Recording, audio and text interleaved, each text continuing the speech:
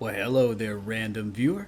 Welcome back. I'm Archie Stormcloud, and I want to thank you for tuning into this guide on how to use GPS receivers on DayZ. GPS receivers are one of the most underrated new items available and an essential tool in any survivor's arsenal. When activated, the receiver will display your survivor's exact coordinates.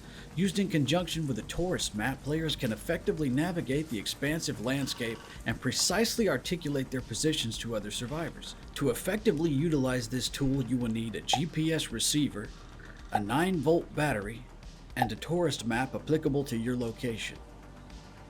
GPS receivers and tourist maps spawn in hunting areas such as general stores and hunting cabins, hunting stands and feed stands, as well as these hiking rest areas along the trails in Chernarus Livonia. To expedite your search efforts, travel to the outdoorsman resorts and campgrounds. These locations contain multiple hunting cabins and lodges, as well as generally being surrounded by hunting stands and feed shacks. Once you've sourced the necessary equipment, take the GPS receiver to your hands, ensure the battery is attached, and follow the cue to switch on the device.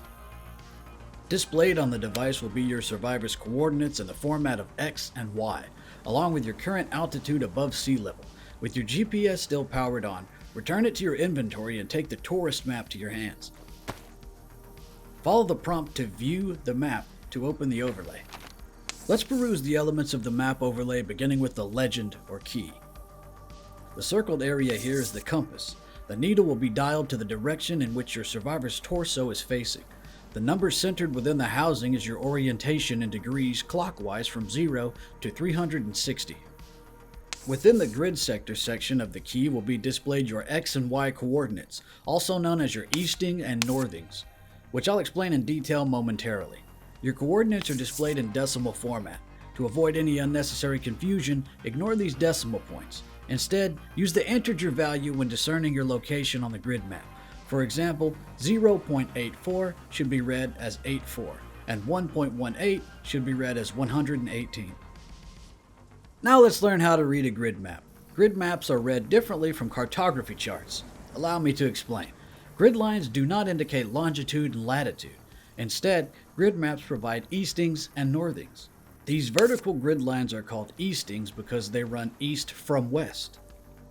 These horizontal grid lines are called northings because they run north from south. When reading grid references, we always read the eastings first and the northings second. The intersecting point or origin of the given northing and easting will be your survivor's location.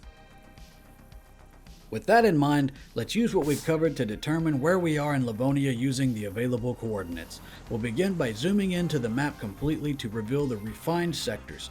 We have an X value of 0.84 and a Y value of 1.18. Let's lose those decimal points like we spoke about earlier, and we're left with an easting of 0.84 and a northing of 118. Beginning with the easting, we'll search along the top of the map to locate 0.84 and draw an imaginary vertical line from top to bottom like so. Now for our northing of 118, we'll search along the sides from south to north to find 118. Draw another horizontal imaginary line across the map from side to side. At the intersection or origin of the two lines, you have deduced your survivor's location, which puts us just across the river bridge in southern Columbrote.